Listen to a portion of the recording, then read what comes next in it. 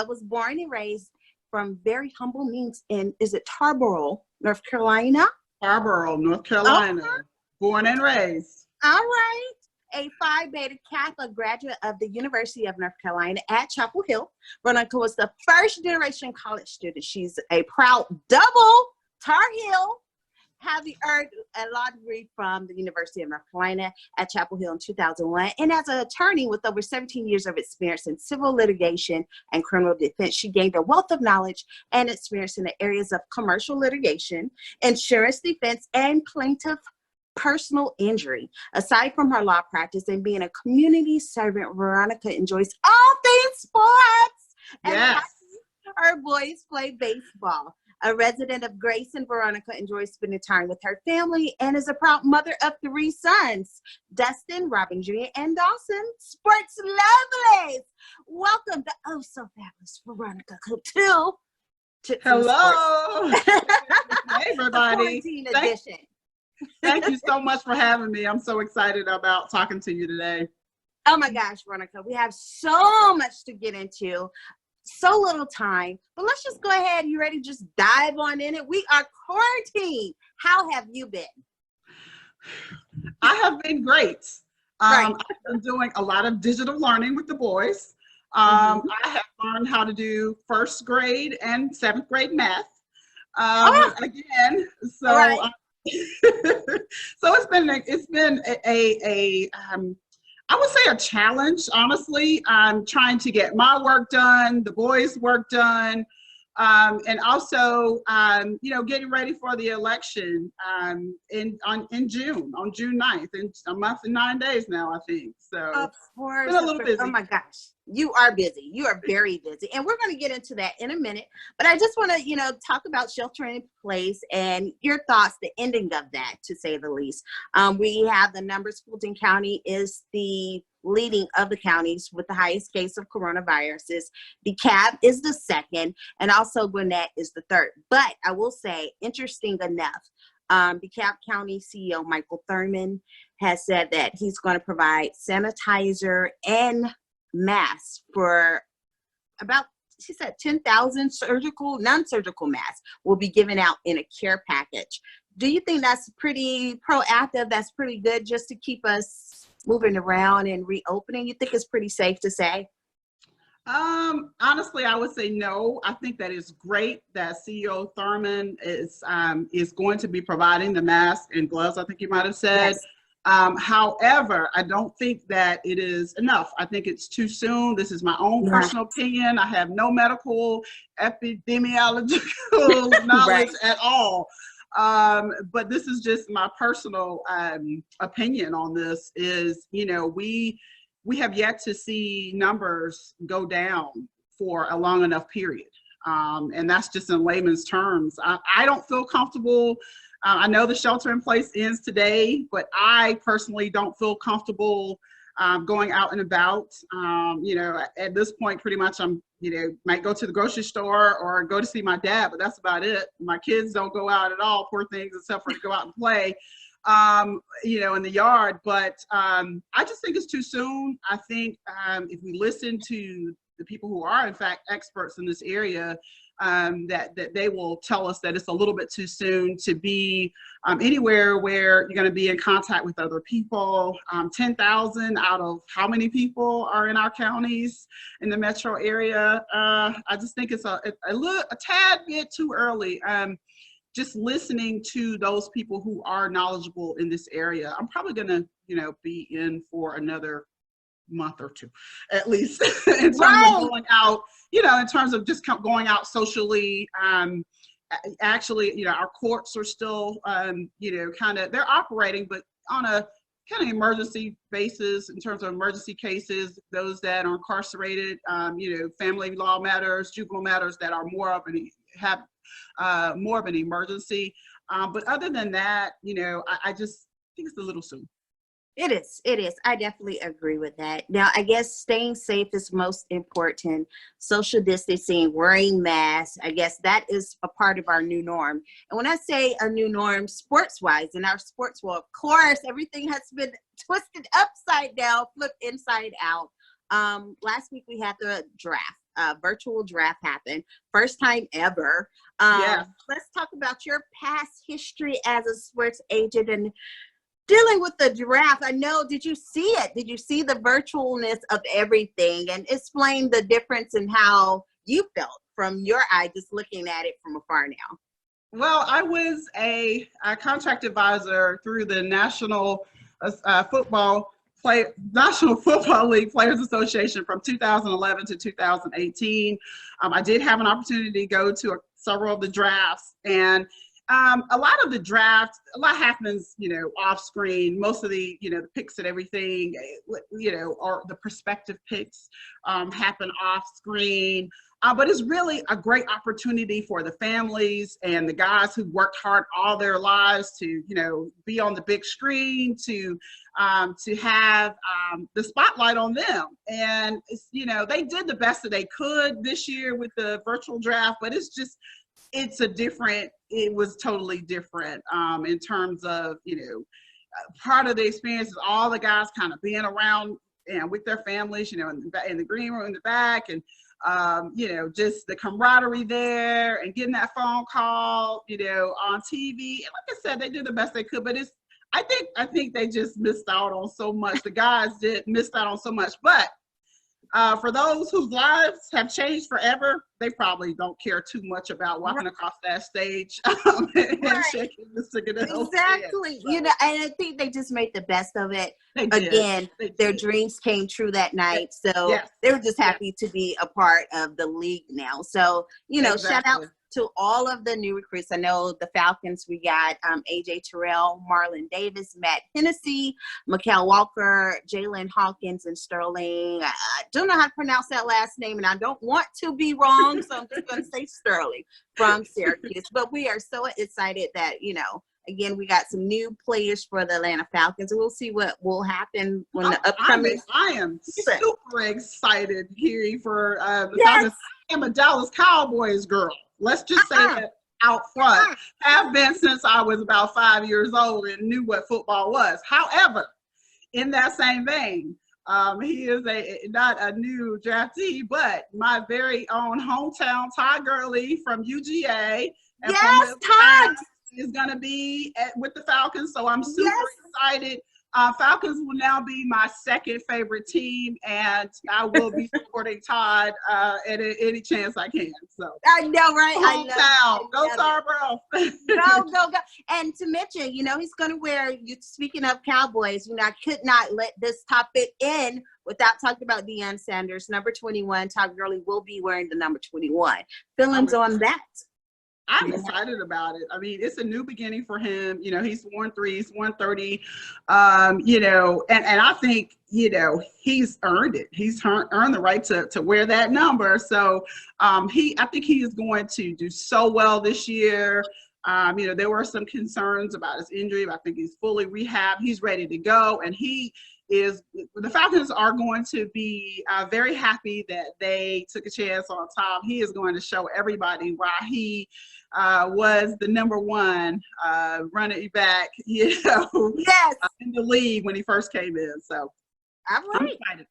I'm here for work. I am all the way in. Yes. Now, let's talk a little bit about the election. Election Day, Tuesday, June 9th, for you. You are running for Gwinnett State Court Judge. Why are you running? What is going on with so many exciting things? You're such a busy. Explain yourself. Yes, absolutely. Well, like I said, the first time I met you, I was actually running for Superior Court. Right. And that was our first time running. We did very well. We got into the runoff and did well for our first time, but anybody that knows me knows that I don't take no for an answer when it's something that I really, really want to do. And it's not even about me wanting to be a judge, it's about how I can serve the community. And so this time we have this election cycle, we have Judge John Doran, who has been a phenomenal state court judge. He's decided to retire.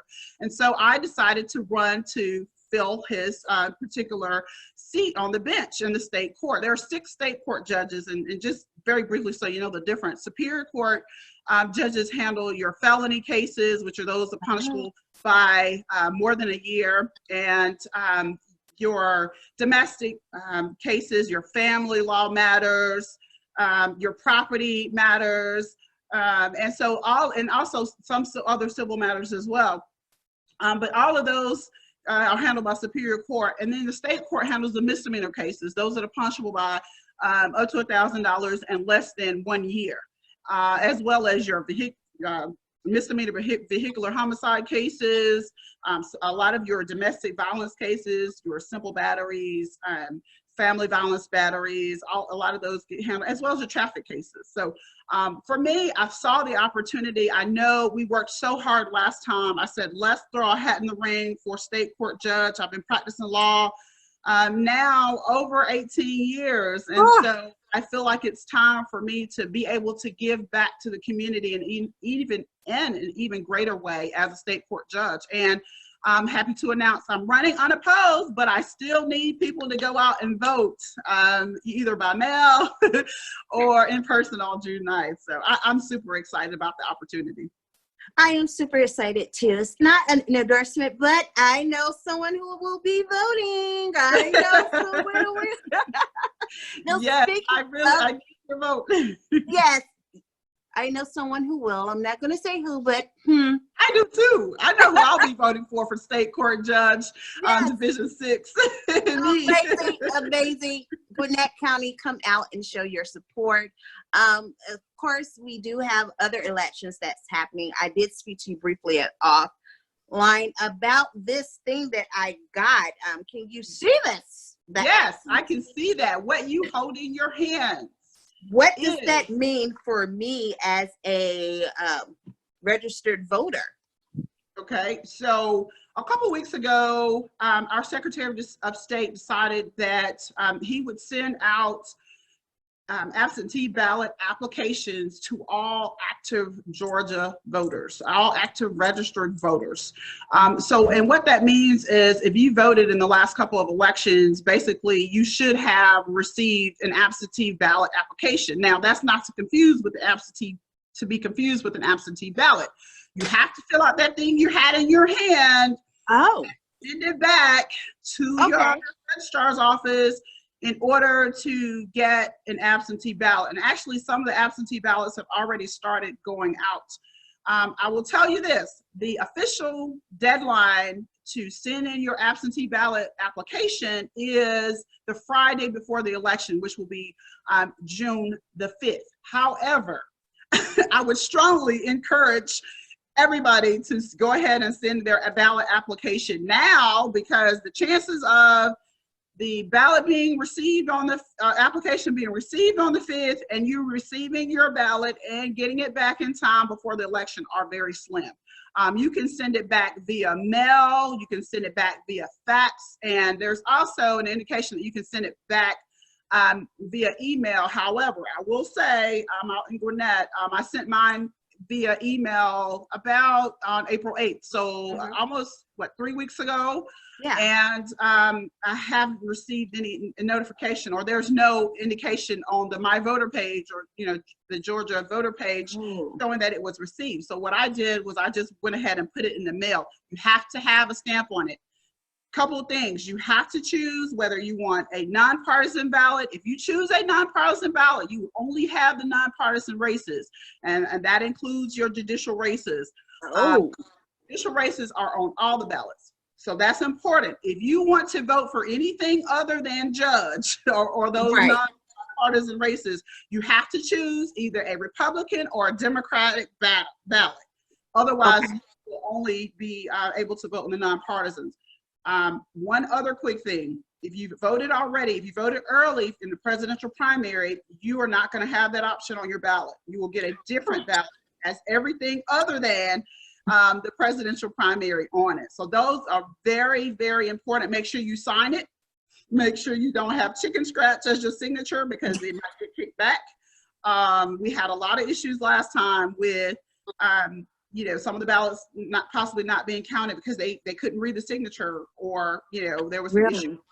So make sure that you take your time and sign your ballot, put it in the mail, put a stamp on it, or like I said, fax or email it as soon as possible, and get your ballot in. Your ballot, and I'm gonna stop talking in a second. No. Keep has it to going. actually be I need to received. know. We need to know this You can tell I'm information. passionate about this thing. Yes. But your ballot has to be received. Your ballot actually has to be received by the close of the polls on election day. So on June 9th, your ballot, if you have waited and you know are worried about it getting in on time, you can actually walk your absentee ballot in on the day of election as well. So whatever you need to do, make sure you exercise your right to vote. People died and were injured to be able for us to be able to exercise this right to vote. So use it. Absolutely, absolutely. Exercise your right to vote. And I'm glad that you explained this, because I honestly thought this was it. I was like, oh, I'll fill it out when I get a chance. This is all I need. I didn't realize there was a step.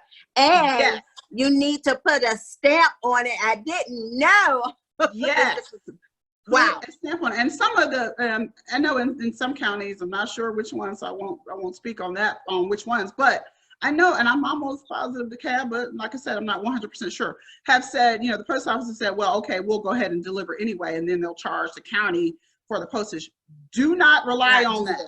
Let's not give them any reason to not accept your ballot, or not to, deliver your ballot. So please go ahead and put a stamp on it. Absolutely, absolutely. Now, where can people find more information about Veronica Cope and her election and her campaign and over and beyond? You can find out more information about me at www.copeforjudge. So that's Cope, my last name, COPEFOR judge.com. I'm also on Instagram at Cope for Judge, Twitter at Cope for Judge, and Facebook, Veronica Cope for State Court Judge as well. I love it. I love it. Now, Veronica, you did want to plug in. You had something going on, Ms. Cope. Tell us about it. Yes. I'm super excited about it. I will be sworn in as the president of the Georgia Association for Women Lawyers statewide organization on May 29th. I'm excited about it. I've been a part of this organization, which has as its mission to basically uplift and encourage women in the legal profession throughout the state of Georgia. A lot of our activities are here in the metro area, but we are a statewide organization of over 750 members, and I'm excited to lead the charge this year to continue to empower and uplift and encourage and promote our women lawyers, and also women and children around the state. Oh my gosh, congratulations. That is exciting news. Oh my gosh, you're so fabulous. Aww. Now I have to ask my final question to you. When it's all said and done, I know you've answered this before, but that's my favorite question.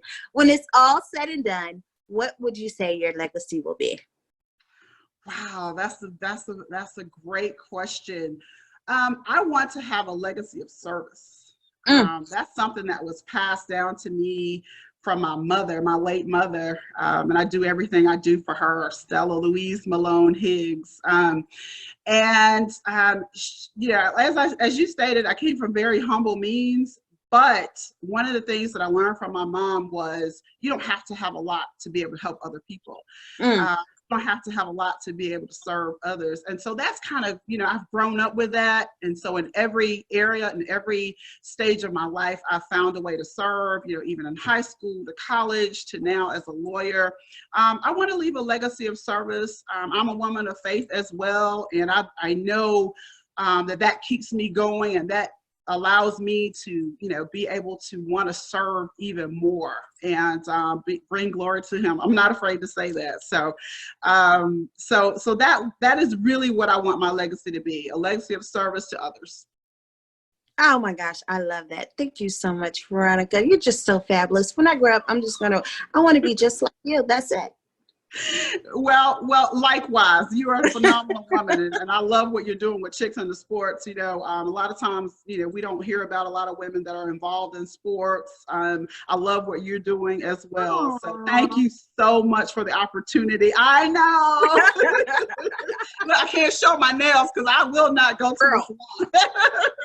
I ain't even going to talk about my nails or my toes, but it's all good. Practicing social distancing. Social distancing.